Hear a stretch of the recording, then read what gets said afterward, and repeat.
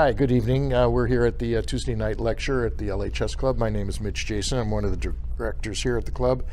This is a game I played over the weekend in our 1-hour tournament game. I have been playing around with the English defense for black, trying to find a good opening against e4, other than the Sicilian, the French, or the Roy Lopez.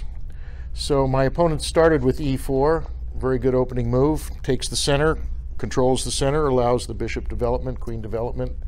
As you can see, sits on this center square. And I've been playing around with b6. Now immediately, of course, you know that the bishop's going to be fianchettoed at b7, and it's going to have a great career along this long white diagonal for the rest of the game.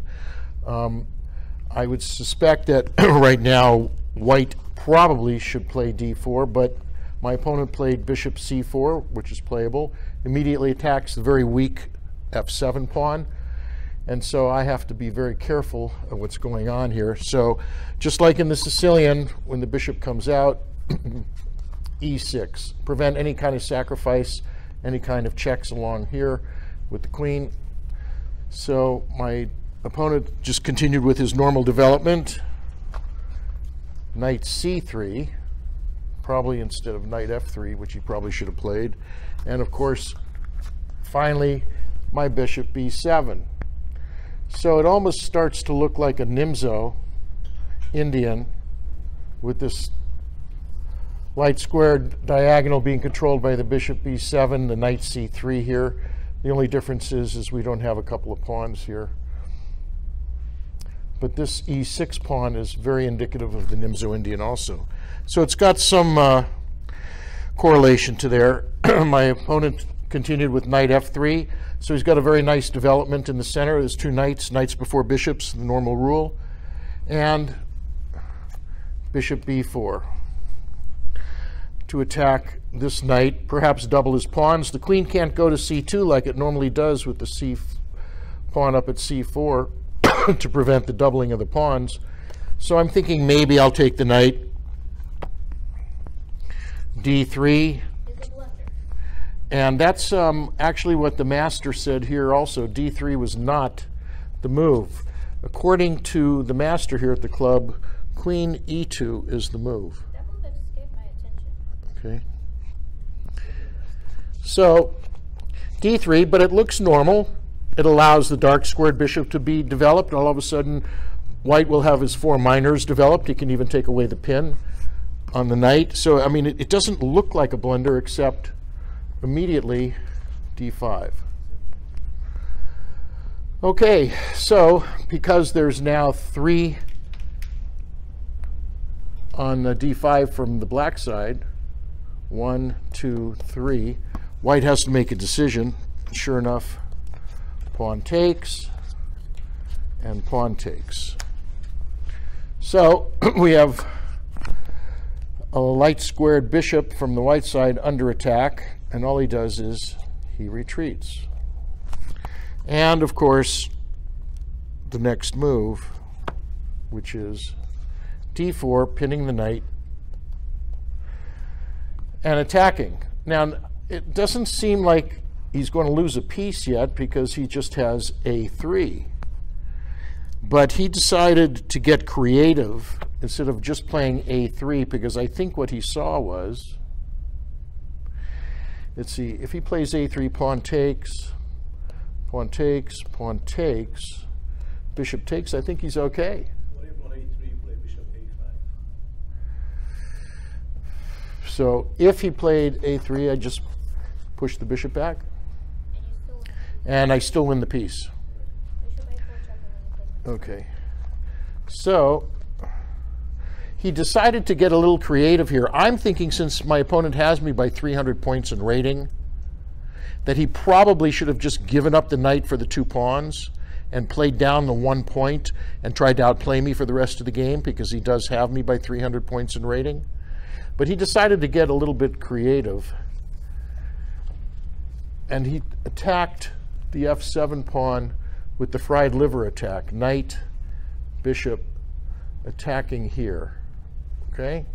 So I immediately saw it, so I certainly can't take here, because what's going to happen is bishop will take check, queen will come up or he'll castle and the rook will come over.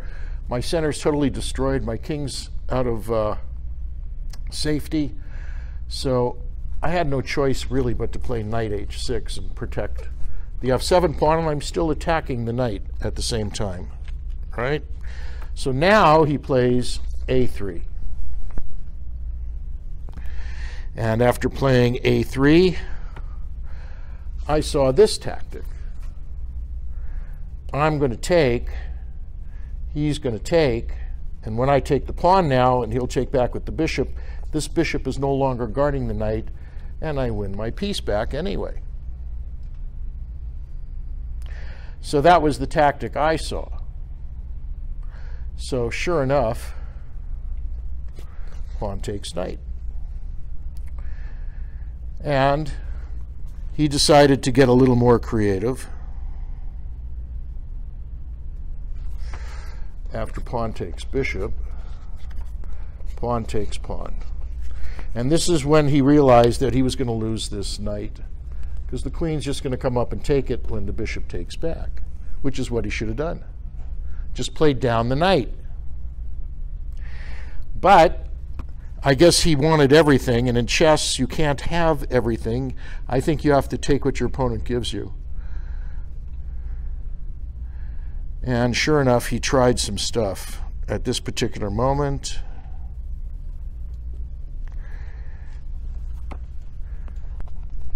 He castled. That looks like he panicked. He castled.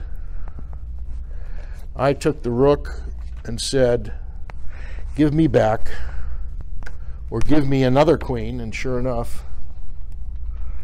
So we now have 2 queens on the board. He decided to get creative. Bishop takes pawn check. I took back with the knight. And he slid the rook over and said check. Okay, so here's the situation. I certainly can't block because I'll just lose the knight back. I can't castle because I'm in check. If I come out, I think he's got this check here with the queen. And there's all kinds of problems for me. And he might have at least a perpet or at least get some material back. Although I do have that second queen on the board. So I said, you know, why not, since I have this first rook, why not go for the second rook? And I just blocked the check with the queen. I said, help yourself. Here, where is it? It's on A1. It's on A1, right? Yeah. So instead of, I'm sorry, I blocked with this queen. Assuming that if he takes, I'll just take back. And I still have this queen over here. I knew I blocked with one of the queens. I had 2 to choose from. You got blocked on E5? I could have come back here, but I saw it was a possibility, but I thought maybe he would double up. I wanted to get rid of this rook right away, and I was willing to give the second queen back for this rook, because once this rook is gone, he's got just 2 minors and a queen, and I'll have a queen, 2 majors and 2 minors. I'm going to have 2 full rooks. It's just a matter of time. Even with his 300 points, it's just a matter of time. His army is just too depleted. He just can't create the scenarios necessary. So he actually took the knight first. So I took the rook and said check. He had no choice but to take and say check, and then I took the knight with the king. So now my king is exposed. I have 3 pieces sitting over there doing absolutely nothing, but I'm on a light square. He's got a dark squared bishop, and it's pinned on the back rank. So he's got to play very, very, very carefully. He doesn't know exactly what he can do. He needed an escape square for his king. He didn't want a back rank mate. So he created some luft over here to make sure nothing would happen. And I finally developed my last minor and connected the rooks. And now I don't think he's got any chance at all because the rooks are connected. And the queen's on this dark diagonal just waiting to come back into the game. So queen d1, probably getting ready to come over here and say check, but the problem is I have a light squared bishop already, so maybe the check was coming over here. He needed some checks. Queen comes back to guard the king and help out. Bishop e3, take the center, rook on h to e8. And I'm thinking, I'm just going to trade off. I mean, I don't even need to worry about his bishop, okay? Queen back over to b1. I think I'm not sure what the light squares were unless he's going to try a pawn avalanche over here. But I just didn't want any problems. So rook takes bishop. Pawn takes rook. And I think the knight came in. Is that right? Oh, no. Queen g6, threatening mate. Immediately. All mates in one must be respected, right? Cutting off the bishop. So the mate threat is gone.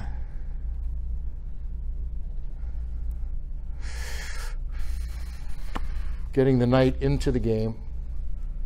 Threatening to check here because the pawn is pinned by the queen. c3. I'm not sure if he's going to hit the knight, maybe, but I have 2 on this. So I wasn't sure what the c3 was for. And finally, right down close, and I'm getting ready. The rook's going to come over.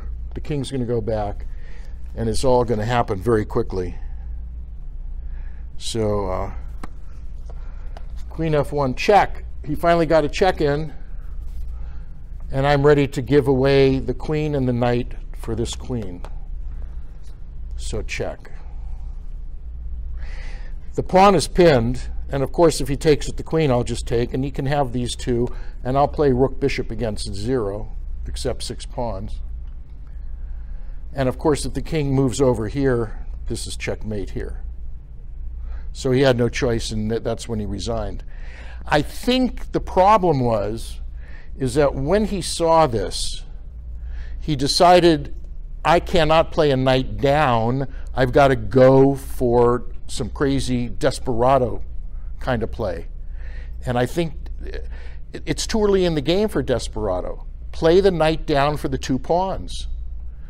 I mean, a knight is not fatal. It can be, but it's not necessarily fatal. So it's very interesting. It's one of the few games in my chess career in tournament play where I've gotten 2 queens. Mitch, would it have helped if he would have brought the bishop that was on c1 out to d2? Well, but not with the queen here because everything was pinned. He would have. He would. No, in the beginning of. Oh yeah. I mean, just normal development. But he, he was choosing the knight here, the knight there. I think b6 on the first move for black. There is no MCO. I've looked around, and there is no pattern. And you really have to know how to play it very carefully because once that bishop goes to b7, it's a monster. And I think it creates a whole lot of problems for white in the center. And I think to study it, even if you go to the MCOs, I can't find a pattern on it. I'm going to have to go check the computers to see what the databases have. But it does not exist in the normal MCOs. But I've been playing with it, and I've had some decent success with it against e4. And I'm going to keep playing it until somebody shows me that they can bust it really hard. Okay? Thanks, guys. It was a fun game.